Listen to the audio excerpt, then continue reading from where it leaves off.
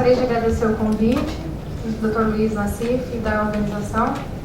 E para mim é um prazer estar aqui com vocês nesse importante fórum. E gostaria de dizer também que eu venho em nome do ministro Alexandre Padilha e do Dr. Carlos Gadelha, que estava impossibilitado de vir. Ele me ligou ontem e disse que era para eu pedir desculpas aqui por conta que ele está ele teve que passar por um pequeno procedimento cirúrgico esses dias e está de licença médica. E ele está retornando hoje, então ele precisava estar presente no Ministério.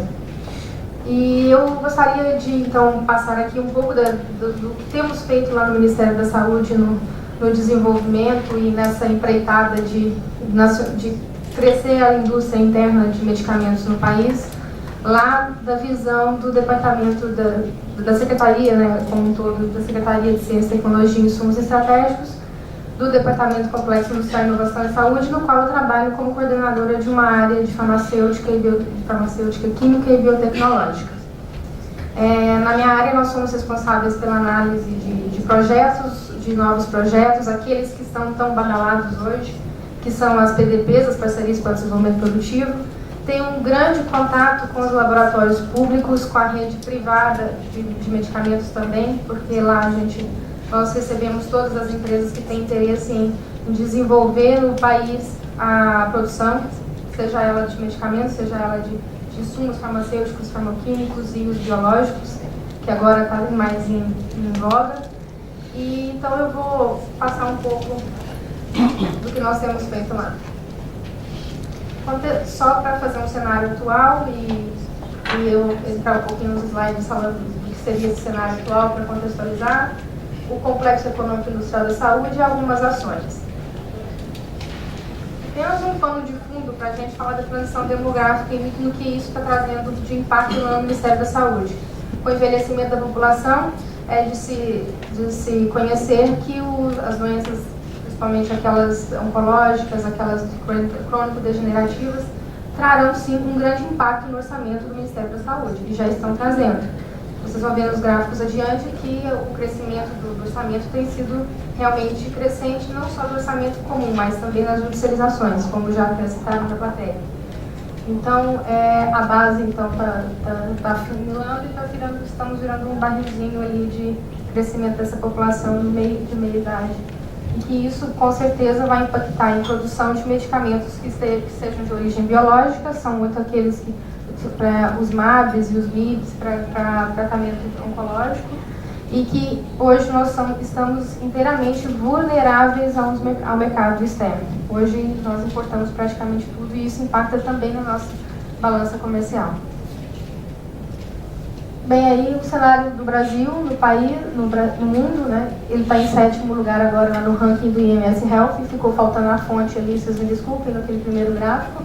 Ele estava até pouco tempo atrás na 8ª colocação, subiu agora passando a Espanha nesse ranking.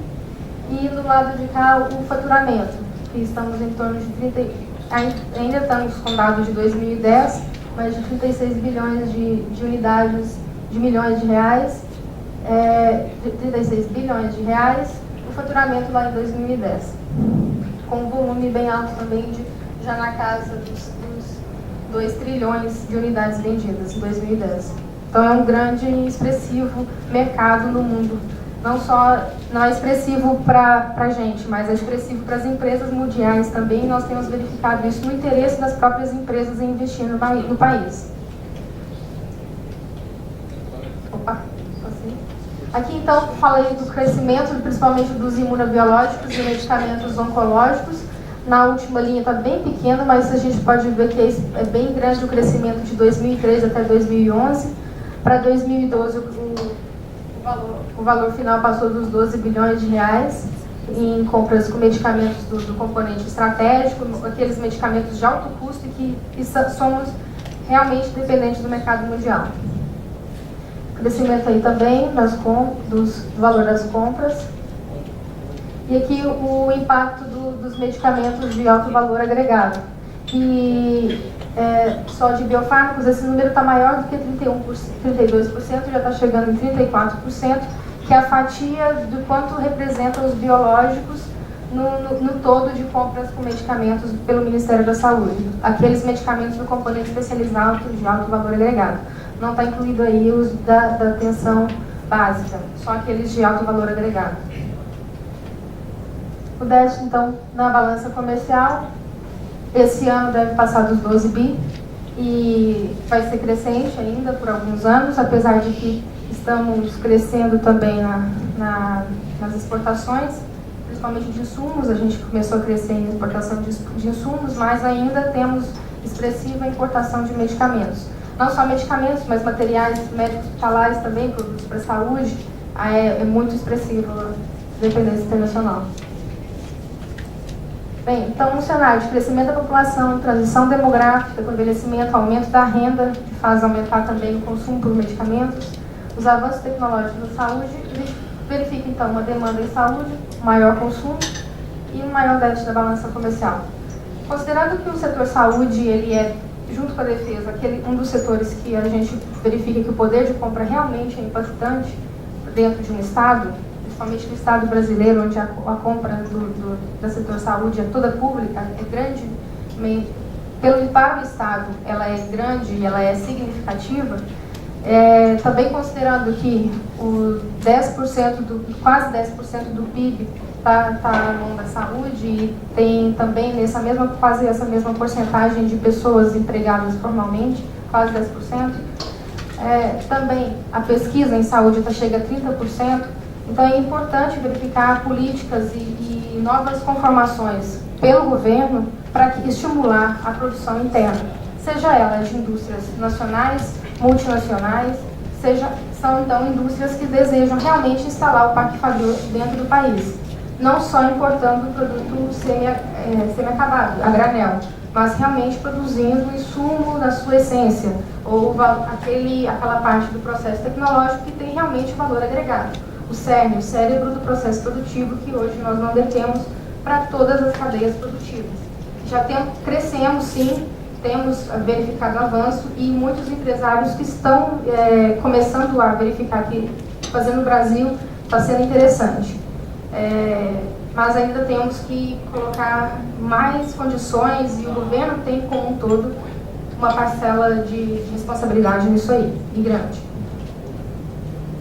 Então aqui é só um diagrama que o Dr. Carlos desenvolveu na ESP, na Escola Nacional de Saúde Pública, junto com um grupo de pesquisa dele, que mostra então o diagrama do complexo econômico industrial da saúde. Então eu não posso falar só de industrial, a gente coloca também o econômico, visto que está muito ligado à economia. A questão da compra de insumos estratégicos para a saúde está intrinsecamente ligada a questões macro e microeconômicas de um Estado, principalmente o Estado nacional, nosso. Então, os setores, de um lado, lá em cima, a indústria de base química e biotecnológica, que nela se inserem os medicamentos propriamente ditos, mas também fármacos, vacinas, hemoderivados e reagentes para diagnóstico. Na outra vertente, a indústria de base mecânica e eletrônica de materiais, nela se inserindo os mecânicos, eletrônicos, próteses e órteses e materiais. E estes setores industriais suprindo e também recebendo demandas dos serviços em saúde, da ponta onde estão em acesso direto à população, nos hospitais, ambulatórios e nos centros de referência, nos serviços de saúde. Bem, como uma estratégia, então, da Secretaria de Ciência e Tecnologia, dentro desse contexto, o fortalecimento da política industrial, fortalecimento do parque produtivo nacional e o uso do poder de compras de forma efetiva, inteligente, levando em conta o princípio da economicidade também, uma vez que o orçamento está crescente. Aí eu só coloquei como pano de fundo o fortalecimento dessa política industrial, começando com a PITSE, com a política de desenvolvimento produtivo, a famosa PDP, e agora, mais recentemente, com o Plano Brasil Maior, onde a gente verifica o regulamento da Lei 12349, algumas resoluções que também já estão nesse âmbito, e para a gente, o Plano Brasil Maior tem sido um balizador, nós estamos inteiramente trabalhando na estrada do Plano Brasil Maior, considerando que o GECIS também, que é o Grupo Executivo do Complexo Industrial da Saúde, é hoje a instância que revela que trata das questões de saúde dentro do Plano Brasil Maior. Então, o Plano Brasil Maior é dividido em categorias, em áreas de ação, sendo que o GECIS é responsável pela questão da saúde. Então, adiantei um pouquinho falando do GECIS. Ele foi criado em 2008 e tem, desde aquela época, tendo o objetivo de aparecer com ações realmente efetivas que dessem algum impacto para a sociedade e para o setor industrial. Não é somente um fórum de debate, não é um fórum de discussão, mas é um fórum de apresentação de resultados e de políticas que vão, de alguma forma, impactar. É por isso que a sociedade, hoje o fórum é composto por entes da sociedade, por conta da questão do Brasil Maior, mas também de empresas, de importantes instituições públicas, que são 14, o Ministério da Saúde, o MDIC, MCT, MIPOG, essa sopa de letrinhas aí que eu entendo que vocês devam conhecer, senão eu posso traduzir. MRE, Casa Civil, Anvisa, Fiocruz, BNDES, INPI, ABDI, Metro e FINEP. Dentre outras, agora com a articulação setorial, com os sindicatos que fazem parte agora. Então, é uma mesa, um fórum onde todos têm a possibilidade de se manifestar. Então, aqui é só um contexto onde tudo está se inserido e que o principal é o acesso à população a medicamentos, como o doutor Gonçalo falou, que tem que ser com qualidade, com segurança, com eficácia, e que esse acesso realmente seja algo prioritário dentro das políticas públicas. Falando um pouco do que o Rainer provavelmente já deve ter falado, é o gasto que o Ministério da Saúde no fortalecimento da rede pública de medicamentos, considerando que ela se trata de um cinturão tecnológico de fortalecimento da base industrial e muito utilizado para casos de emergência, de urgência e para medicamentos que algumas empresas deixam de ter interesse comercial, mas que é vital ainda a manutenção do fornecimento para o SUS. Então, de 2000 a 2011 foram gastos mais de 500 milhões de reais. Esse ano já foram gastos 260 milhões nessa rede. Aí, nesses 200 milhões, incluem-se os centros de farmacologia, não só gasto com laboratórios públicos, mas com CNEM, por exemplo, algumas universidades também que estão inseridas dentro do Complexo Econômico Industrial da Saúde. A previsão é que seja gasto nos próximos 4 anos R$1 bilhão com todo esse aparato tecnológico público, e esse ano, então, foram 260 milhões. Aqui a rede pública, como ela é conformada, temos laboratórios no Rio Grande do Norte, em Alagoas, Bahia, Goiás, Minas Gerais, Rio de Janeiro, no Paraná também temos, Rio Grande do Sul, que agora está se reativando. Então, são importantes laboratórios que eles conformam, a gente está trabalhando de uma forma mais organizada para tentar dividir a demanda desses laboratórios públicos, utilizando não só da necessidade primária de fazer aquisição de medicamentos, mas também de uma forma que sejam utilizadas as competências que já foram formadas nesses laboratórios públicos ao longo de anos, desde a época de sua criação. Então, não queremos fazer com que todos os laboratórios façam os mesmos produtos, até porque demanda e escala é algo importante para se ter a sustentabilidade de uma indústria farmacêutica. A intenção é que esses laboratórios tenham a sustentabilidade por si só e não fiquem sempre dependentes do Ministério da Saúde. Com a política que tem sido feita, a gente tem verificado que o faturamento desses laboratórios públicos tem aumentado, vertiginosamente em alguns casos, com as parcerias que já estão vigentes hoje. Então, nisso está associada a ideia de excelência e qualidade, que significa ter o certificado de boas práticas de fabricação. É um dos pré-requisitos do PROCIS, que é o Programa do Complexo Industrial da Saúde, e onde está linkado esses 260 milhões de reais que esse ano estão sendo repassados. Então, é uma responsabilidade de gestão e de atendimento às boas práticas de fabricação que esses laboratórios assumem perante o Ministério da Saúde ao receber os recursos. Por exemplo, a complementaridade das ações dos medicamentos, ela é conformada por alguns laboratórios, como o Biomanguinhos, que ficou especializado na área de biológicos, e os demais, mais especificamente, na área de síntese.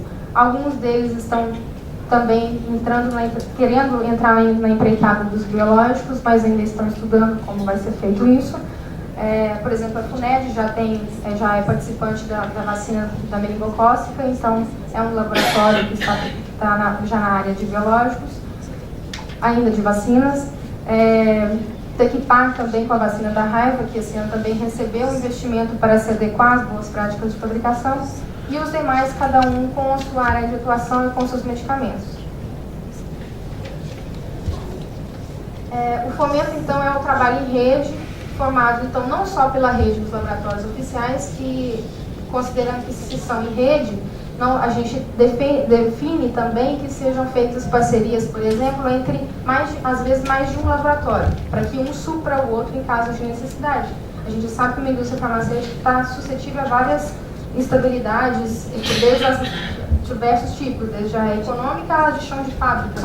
Então, se o produto é de extrema necessidade e muito essencial, que seja compartilhado. Por exemplo, o programa da STAIs. O Tenofovir foi a primeira parceria firmada e ela foi dividida entre os laboratórios FUNED e da FEP, e hoje que está sendo feito assim já está sendo entregue para o Ministério da Saúde em regularidade.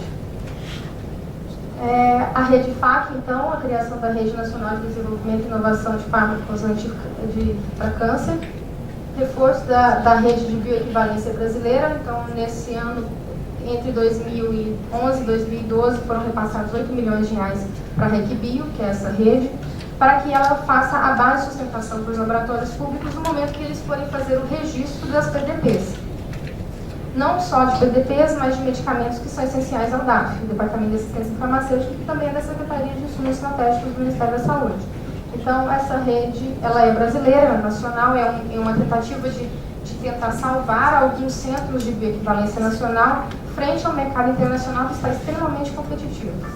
E que muitos deles têm tido insucesso e não estão conseguindo tocar suas atividades. Então, esses 8 milhões estão indo para isso.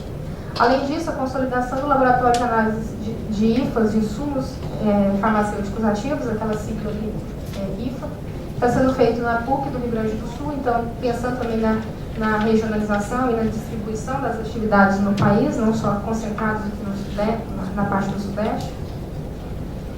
Esse laboratório tem ajudado os laboratórios públicos a fazer análises que são mais críticas, análises que são mais demoradas, e que alguns desses laboratórios públicos não têm os equipamentos para serem feitos.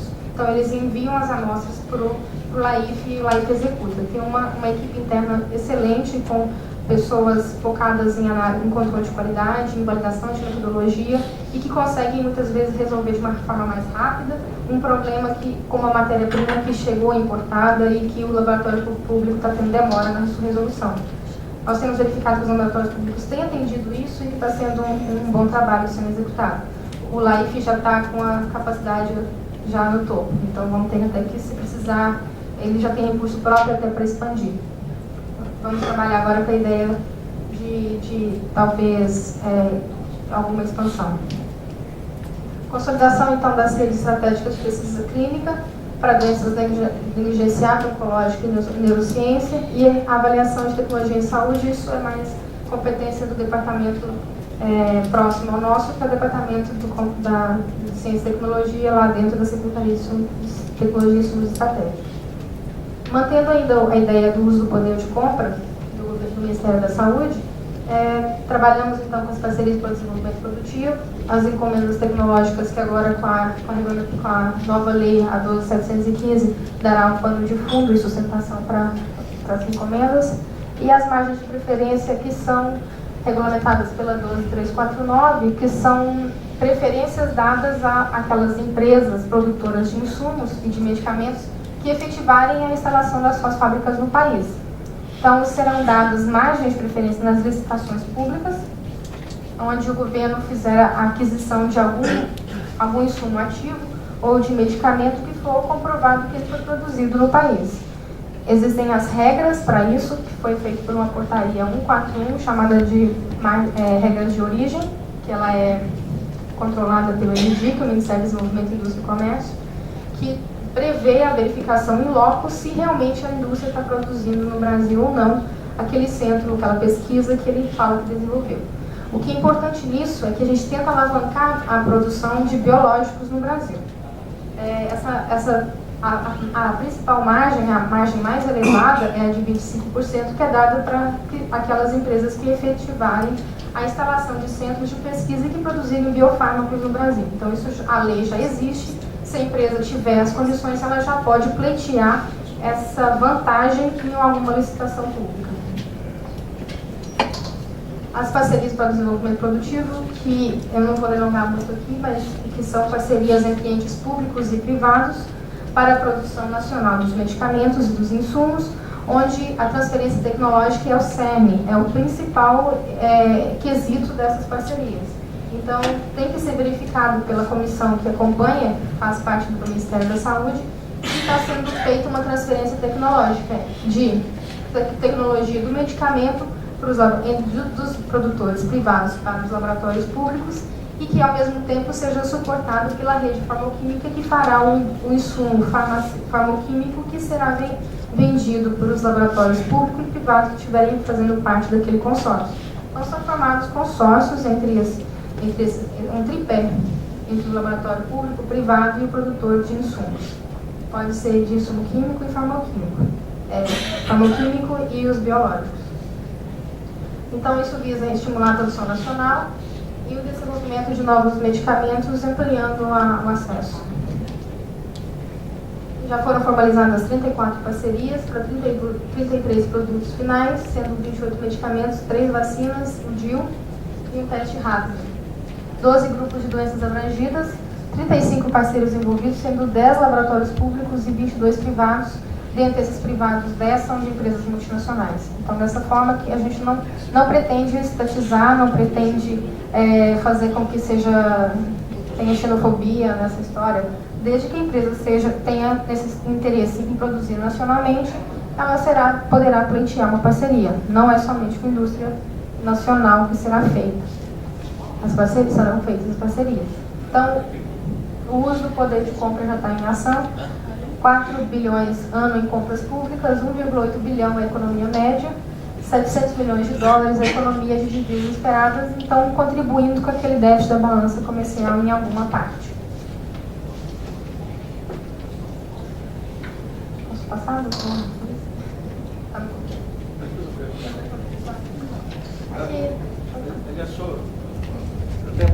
Aproveitando a dica aqui, todo esse material ele vai no final do dia para o Brasilianas lá, então vocês vão poder baixar também. Esse gráfico é só um detalhamento um pouco maior, que para 2012 a gente já fez o cálculo, mas a letra está muito pequena, então acho melhor vocês verificarem no material que for. Então, só mostrando que esse ano o gasto vai ficar maior ainda com o orçamento do Ministério da Saúde e aquisição de medicamentos. A distribuição, então, dos produtos, do gasto com medicamento biológico por programa, então é só por biológico aí. Então, dentro do componente especializado é que tem maior peso, junto com os imunobiológicos, pela característica dos medicamentos que utilizam essa plataforma biológica. Então, dentro dos especializados são 37%, dos imunobiológicos são 34%, medicamentos, as coagulopatias e a oncologia e quimioterapia são os principais grupos que são os mais fortes dentro do gasto do Ministério da Saúde com os biológicos.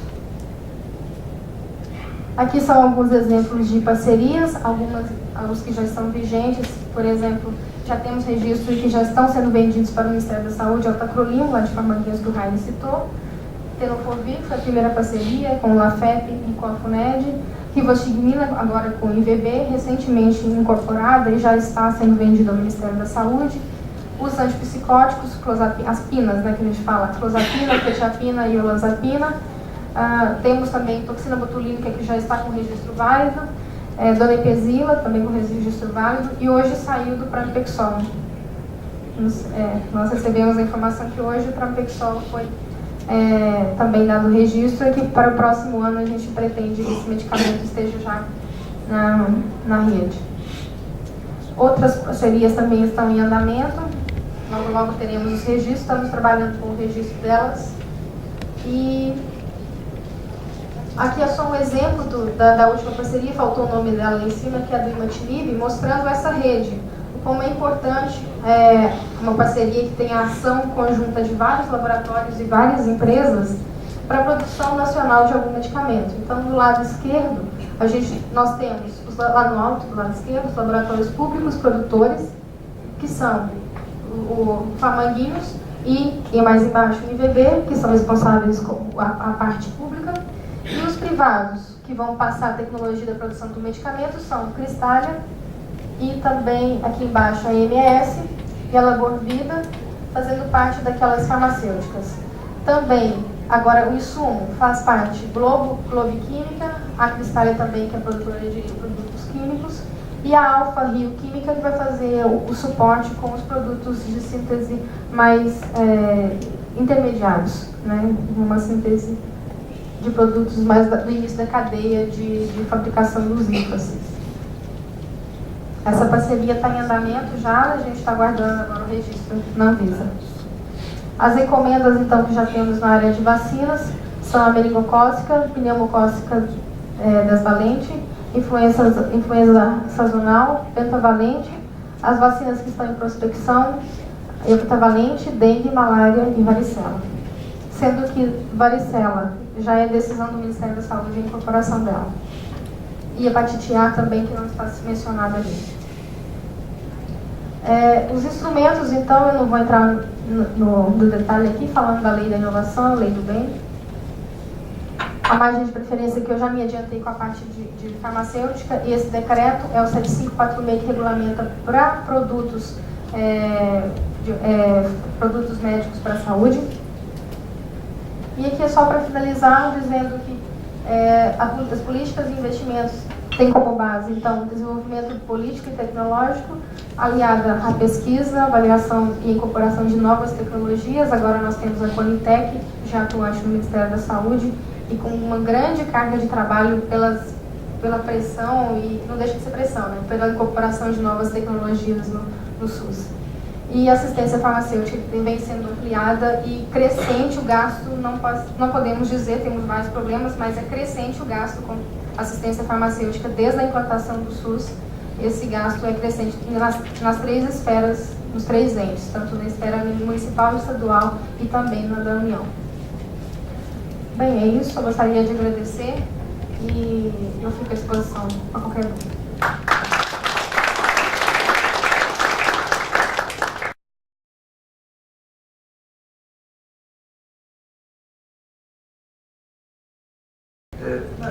Esses modelos de gestão têm uma ferramenta preciosa que é chamada gestão à vista. Você tem todos os indicadores à mão aí para poder avaliar a eficácia de políticas. Aí você apresentou de forma esquemática e eficiente aí o que está sendo feito e as políticas industriais que foram desenvolvidas aí ao longo dos últimos anos. Tem alguma área dentro do site do Ministério que tem que a gente possa olhar, acompanhar resultados efetivos, quer dizer, metas, indicadores, o que foi alcançado? Tem alguma área específica que você possa indicar para acompanhar? Pergunta difícil. Para quem fica trabalhando no dia a dia lá no chão de... Eu trabalho no chão de fábrica, eu sou técnica. Bem, eu acredito que o site do Ministério da Saúde e as ações do PPA, que é a programação, né? A programação nossa de plano plurianual, que é chamado, onde as metas são traçadas, essas metas de parceria, de apoio aos laboratórios, de aumento da demanda, de fornecimento, estão dentro do PPA, que é o plano plurianual, que é um plano de governo e que ela transcende até as mudanças de governo, que a gente pega as ações do último governo e mantém no governo atual. Então, seria... Agora, você falou aí em várias parcerias, conselhos que foram criados e tem registro, em algum lugar tem o registro, digamos, das reuniões, das ações e tudo? Sim. Do GCIS, por exemplo, que é onde são aprovadas e publicadas as parcerias, tem as atas de reunião, que são disponibilizadas quando necessário, e as reuniões do GCIS são abertas ao público, então isso aí é aberto. Eu creio que seja isso. Certo. Bom, está aberto aí para os senhores aí, é só... Eu queria perguntar para a Kelly duas coisas rápidas. Primeiro, se o Ministério, alguém lá já tomou conhecimento de um levantamento que foi feito por 2 pesquisadores franceses, foi lançado agora em setembro. Eles levantaram 4.000 medicamentos, né, mostrando aqueles que são úteis, os inúteis e os perigosos, né? Eles usaram bem esses termos. Pelo que a gente está vendo, aqui no Brasil não repercutiu quase nada, não saiu nada na imprensa, mas lá na Europa está repercutindo bem. O próprio governo francês vai reavaliar, porque eles pegaram 4.000 medicamentos que estão no mundo, mas também estão atuando lá na França, e estão vendo agora como que eles pegaram tecnicamente, né, quais que têm efeito, quais que não têm, quais que são perigosos. Eu queria saber se o Ministério meio que já está vendo, chegou a ter contato com isso. E a outra pergunta, não sei se você vai saber, mas no ano passado a gente fez um levantamento lá na agência sobre judicialização da medicina, e eu lembro que com o Ministério foi difícil a gente conseguir dados, assim, de quais os medicamentos que estavam no processo de incorporação pelo SUS. Eles tinham, só que eu só fui conseguir com o CNJ dados mesmo assim de quais as demandas por estado, né? Eu queria saber como que o Ministério articula essas demandas que vêm pela porta do judiciário e como que elas são trabalhadas internamente. Pelo que eu entendi, são produtos que são em uso já, que eles estão reavaliando o grau de toxicidade para alguns deles. Então, isso é ação de vigilância sanitária. Com relação a produtos novos e incorporação de tecnologia, a Qualitec, que é a comissão recentemente formada no Ministério da Saúde para avaliação e incorporação de novas tecnologias, também faz avaliação de segurança e eficácia. Então, seria o caso de barrar. Mas eu não tenho conhecimento dessa notícia no mercado internacional. Com relação às judicializações, o que nós recebemos lá no Ministério da Saúde é a conta para pagar. Então, são avaliadas os processos e realmente está crescendo muito a quantidade de judicializações. O que temos feito é aliar o grande número de judicializações por produto e avaliar e pensar na incorporação desse produto e verificar o quão custo efetivo é aquela incorporação, se tratando de que está sendo gasto um vulto muito grande na judicialização. Por exemplo, agora está recentemente falado da incorporação do trastuzumab, que é um medicamento para câncer de mama. Devido à quantidade de judicializações, foi verificado que seria interessante a incorporação desse medicamento para reduzir um pouco o número das judicializações. A Qualitec tem trabalhado nesse âmbito. Agora, com relação a números, dados, realmente tem. Se for preciso, a gente tem que perguntar internamente para a área específica. Em relação à judicialização, é evidente que se aparece um princípio novo aí, que é revolucionário, você tem um aumento de demanda. Mas, de alguma maneira, pode ser também uma estratégia para pressionar a Anvisa, acelerar isso? Não deixa de ser, não deixa de ser. Nós verificamos que muitos contatos de médico e paciente que se definem por algum medicamento que ainda nem terminou de ser testado, e muitos deles já estão sendo pleiteados nessas judicializações. Então, o Ministério da Saúde, ele faz o pagamento e inclui no rol de medicamentos aqueles que estão pacificados o uso dele, que tem todos os estudos comprovados, até porque precisa ter custo e efetividade para fazer a incorporação de uma nova tecnologia, ou seja, tem que ser efetivo e tem que ter um custo que seja possível dentro do orçamento que o Ministério disponha. É claro que o acesso a todos, ele é pensado, e por isso até o orçamento sobe muito rápido em termos de aquisições. Mas a judicialização impõe essa dicotomia aí também. Pedro Bernardo, da Interfac. Pegando uma carona na questão da pergunta que você fez sobre transparência, no evento da Inifarmed, a Eloan Pinheiro, que foi conhecida, foi diretora da Fiocruz, ela levantou a questão de que o produto, se não me engano, o Tenofovir, que já está sendo fornecido, que está sendo fornecido por um preço que, se o Ministério fosse adquirir hoje, compraria 1/3 do que está sendo fornecido na PDP. Existe algum local dentro do site do Ministério da Saúde que a gente pudesse olhar essas questões e saber se isso realmente está acontecendo ou não? Bem, todo o aparato, todas as questões relacionadas às parcerias de desenvolvimento produtivo, nós temos respondido todas elas amplamente agora, principalmente com a lei de acesso à inovação, à informação, desculpa, acesso à informação. Então, os pleitos são encaminhados para a gente avalia a possibilidade de passar os dados no futuro, que são dados que tem que compartilhar com as empresas para cada caso. O que eu posso dizer com relação à questão de preço é que ele não é fixo. Então, se for verificado realmente no mercado internacional o preço para a próxima aquisição está abaixo, não significa que o preço vai ser mantido. Porque o preço definido da parceria é definido no momento lá em 2008, no caso da parceria do Tenofovir, e que é claro que flutuações no mercado vão acontecer. Então, existe um termo de compromisso assinado entre o laboratório público e o Ministério, com o Ministério da Saúde, que prevê que, nesse caso, as flutuações de mercado impactarão no preço final do medicamento. Eu não participei dessa conversa com o Elon, não tenho nem conhecimento desse fato. Participou, Raimon? Desculpa, é só entrar aqui na conversa por conta de que esse é um aspecto importante das parcerias, né? Na realidade, é sempre a discussão de comparação com o preço indiano. Se a gente for olhar o que aconteceu com o preço do Tenofovir, da Gilead, que era vendido ao Ministério da Saúde, e depois, quando ele foi colocado numa parceria, a redução foi de mais de 50%. A consideração levantada lá é que é o velho embate entre a gente escolher ter política industrial ou não tê-la. A fala da doutora Eluan leva-nos a não ter a política industrial, que é comprar no mercado indiano, que realmente, por todas as características que a gente está vendo, nos coloca num preço menor. Então, quer dizer que custa um terço, como o Pedro levantou ali, pode parecer que o Ministério esteja fazendo uma política de jogar dinheiro pela janela. Não é isso, eu sei, não é isso. Então, por isso que eu fiz questão de esclarecer. Tem que ver qual é a margem de comparação. E se for simplesmente fazer a compra no mercado internacional, vamos fazer o que nós fizemos com a farmoquímica.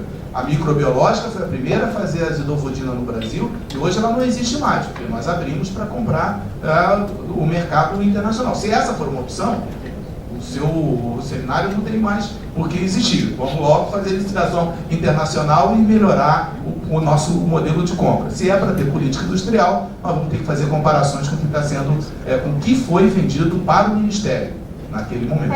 A base de cálculo é o preço dado da última aquisição. Porque se o Ministério está comprando aquele valor da última aquisição, no momento que é feita a parceria, a gente já verifica, o preço do mercado cai. Muitas vezes caem bruscamente e isso pode inviabilizar parcerias. Isso é fato. Pode inviabilizar. Então, no momento que é feita a parceria, o preço tende a baixar, sim. Tende. O mercado vai trabalhar dessa forma. Isso é fato. Isso aconteceu para muitas delas.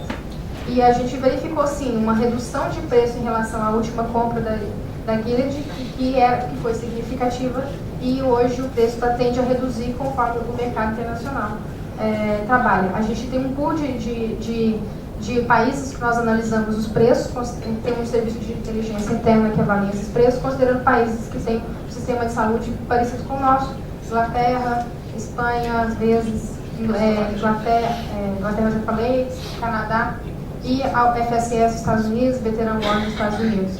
Realmente, comparar com a Índia é parar com toda a produção interna local. Esse é um dos pontos de discussão aí que a gente acho que faz mais. O caso Sanval lá atrás surgiu quando o Sanval fez uma importação de um indiano lá e o SECA apregoou isso como uma vantagem. E, na ocasião, uma farmacêutica, uma professora que eu conversei na época, falou: não, mas são coisas diferentes. O próprio Rogério Cerqueira Leite, andou escrevendo para a Folha, mostrando que eram coisas diferentes. Essa é uma discussão que eu acho que vai precisar depois de aprofundar na sala. Vamos para uma última questão aqui para... Eu estou do outro lado, né? Eu sou como fabricante, é o governo, tem o regulador e eu sou fabricante. Vamos fazer a conta. A conta. O que acontece é o seguinte... A sua empresa qual é? Desculpe. Meu nome é José Loureiro, eu represento a SIG Biotech. É uma empresa que está na contramão. Nós estamos chegando na estação, o trem está saindo, nós estamos correndo atrás dele. Nós não perdemos o trem ainda. Mas nós estamos correndo atrás do trem para entrar no último vagão. E nós estamos nessa situação, como você vê, uma empresa farmoquímica, com essas comparações com produtos indianos ou chineses. Eu estava nessa reunião com a doutora Eluan e quem estava ali sendo arguído era até o próprio Pacheco. E o Pacheco ficou assim meio estremecido com a pergunta. O problema é o seguinte: quando você começa uma empresa ou você começa um produto, tanto faz se ele existe no mercado há muitos anos ou não. Quando você começa do zero. E o zero tem um custo. Você começa com pesquisa, você começa com economia de escala e assim por diante. Esse produto vai ter um custo inicial maior quando você estabelece uma comparação com alguma indústria que já está no mercado há muitos anos. Agora, isso tem que decair, o preço tem que ser reduzido. Agora, no primeiro momento, e quando ele pode ser maior, agora, quando você verifica a economia de escala total, o que esse produto economiza na balança de pagamento, o que ele gera de empregos, o que ele gera de outras indústrias produzindo os insumos básicos que deixaram de ser fabricados, representa uma economia tremenda para o país. Mesmo eventualmente que, na comparação direta, esse produto possa ter um preço maior. Quando você vai na economia ou na geração de recursos que esse produto tem, a economia para o país é muito maior. Inclusive, o doutor Vecina falando de doutores. Você só vai poder ter doutores no país se você tiver produção. Se você não tiver produção, você não tem nada. Agora, isso vai gerar, logicamente, tecnologia, vai gerar redução de custos ou de preços no futuro. Mas no primeiro momento, eventualmente no primeiro momento, você vai ter que pagar aquilo que você destruiu no passado, até você retornar aquilo. Você lembra muito bem que o Brasil tinha fermentação de antibióticos, tinha tudo isso. Hoje o chinês pegou o trem já passado e hoje ele produz e nós compramos. Quer dizer, foi uma tecnologia perdida. Hoje nós estamos falando de produtos biológicos sem determos a tecnologia da fermentação, que foi uma perda tremenda para o país. Pessoal, obrigado. Eu queria só chamar a atenção da importância que a gente... Vamos ver se a sala, a gente consegue trazer isso para a sala, essas chamadas externalidades positivas, que é algo que, essa avaliação meio de curto prazo malanista, eu lembro Malan também, no Norte, no Nordeste, uma vez, deu uma declaração, a gente não precisa incentivar nada, a gente compra o conhecimento dentro de máquinas lá de fora. Eu chamo a atenção para esse problema dessa visão sistêmica, como que afeta toda a forma de análise econômica do país. Há algum tempo atrás, não sei se foi o IBGE, fez um estudo mostrando que nas famílias que tinham aposentadoria, aposentados ou pensionistas, você tinha 56% das famílias eram arrimo dos aposentados eram arrimo de família.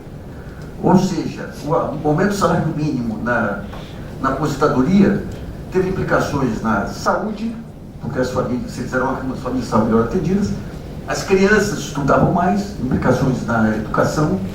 Então você tinha um conjunto de externalidades positivas fantásticas, que dava uma legitimação para o salário mínimo da Previdência muito maior do que aquela visão de curto prazo de dar conta da Previdência.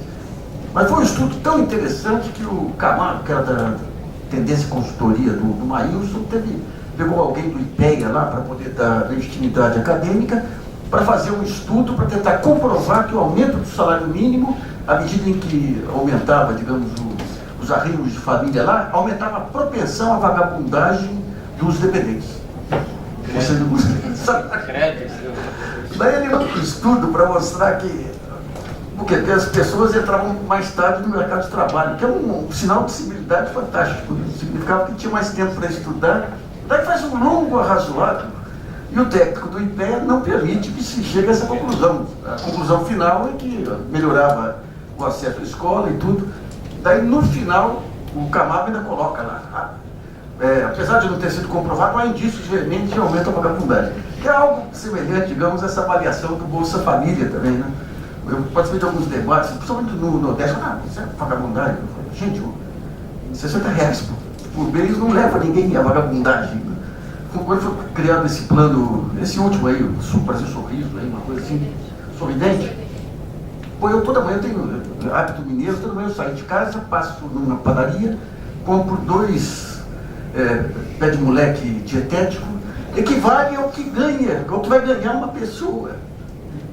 Então, digamos, eu acho que esse tipo de análise, vocês contribuiriam muito se ajudassem a levantar esses dados e trazer para o debate, essa análise sistêmica, das chamadas externalidades positivas, que é um ponto que está no centro de todo o debate, aí sobre política industrial ou não. Bom, queria agradecer muito a sua presença, a sua exposição. Vamos partir para a terceira etapa.